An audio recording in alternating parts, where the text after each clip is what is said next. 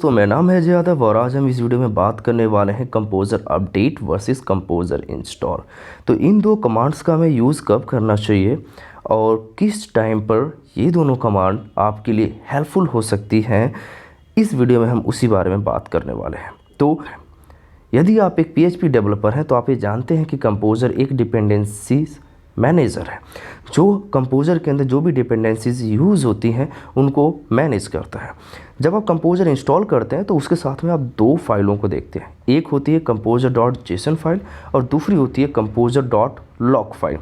तो यदि आपको ये समझना है कि कंपोज़र अपडेट और कंपोज़र इंस्टॉल में क्या फ़र्क है, तो आपको सबसे पहले ये समझना होगा कि composer.json और composer.log फाइल में क्या अंतर है।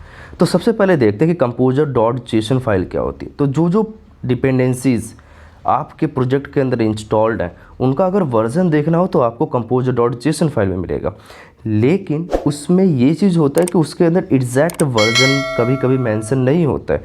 जैसे कि कुछ डिपेंडेंसीज़ ऐसी होती हैं जिनके पीछे स्टार लगा होता है, ठीक है, तो वो उनका एग्जैक्ट वर्जन नहीं होता है जो हमें composer.json में दिखता है। तो अगर कोई हमसे पूछता है कि इनका एग्जैक्ट वर्जन क्या है तो हम क्या जवाब देंगे, तो उस टाइम हमें रीड करना पड़ेगा composer.log फाइल को। तो composer.log फाइल के अंदर यदि आप जाते हैं तो वहाँ पर आपको मिलता है उस डिपेंडेंसीज़ का एग्जैक्ट वर्जन, ठीक है। अच्छा, तो अब ये दोनों कैसे हेल्पफुल है हमें इन दोनों कमांड में, वो हम देखते हैं। तो सबसे पहले देखते हैं कि कंपोज़र इंस्टॉल कमांड क्या काम करता है। तो जब आप लिखते हैं कि कंपोज़र इंस्टॉल, उस टाइम आपका जो कंपोज़र होता है वो सबसे पहले रीड करता है composer.log फाइल को। तो composer.log फाइल के अंदर जो डिपेंडेंसीज़ आपकी होती हैं वो उसे रीड करता है और फिर वो उसको इंस्टॉल कर देता है आपके सिस्टम में।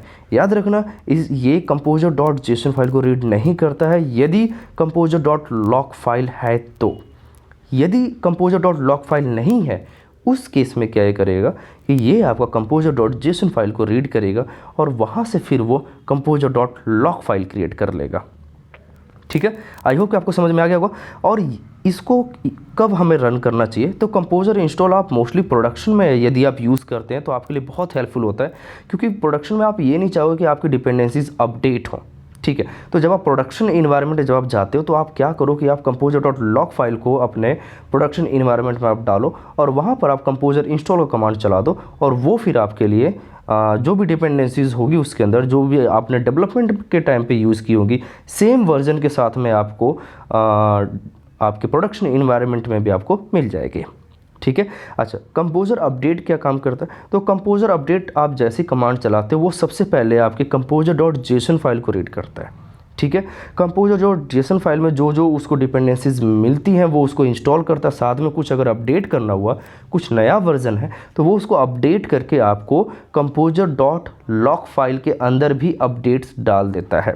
यानी कि आप ये समझ लीजिए कि composer.json जो है, जो हमारी composer.json है, उसके अंदर जो डिपेंडेंसीज होती हैं वो कभी कभी एग्जैक्ट वर्जन नहीं होता, लेकिन जैसे ही कुछ अपडेट्स होते हैं, अगर कोई एक वर्जन अपडेट हुआ है, कोई एक डिपेंडेंसीज का वर्जन अपडेट हुआ है, तो वो क्या काम करेगा कि वो तो अपडेट तो करेगा ही, साथ में एक नोट्स के तौर पे composer.log फाइल के अंदर भी डाल देगा कि ये वाला वर्जन मैंने अपडेट कर दिया है, ठीक है। और फिर जब आप अपडेट कर लेते हैं तो फिर आप उसको जब आप डेवलपमेंट के इन्वायरमेंट में जाते हो तो आप कंपोज़र इंस्टॉल आप कमांड चलाते हैं और फिर वो डिपेंडेंसीज आपकी सभी इंस्टॉल हो जाती हैं। तो ये कहाँ पर काम आती है मोस्टली, यदि आप डेवलपमेंट इन्वायरमेंट में हैं तो अब आप कंपोज़र अपडेट कमांड चलाते हैं तो फिर आपकी डिपेंडेंसीज अपडेट होती रहती हैं। तो इसको आप डेवलपमेंट के टाइम ही रखें तो ही अच्छा होगा, आप इसको प्रोडक्शन में ना चलाएँ, क्योंकि इसके चलाने के जो परिणाम होते हैं वो थोड़े दिक्कत कर सकते हैं, क्योंकि आपकी अगर कोई डिपेंडेंसीज अपडेट हुई और अगर वो मेजर अपडेट हो गई तब वो आपको दिक्कत कर सकती है, ठीक है। आई होप कि आपको समझ में आ गया होगा। फिर भी यदि कोई ये क्वेश्चन है इससे रिलेटेड तो आप मुझे कमेंट सेक्शन में लिखिए, मैं उसका ज़रूर जवाब दूंगा। Thank you so much, bye bye.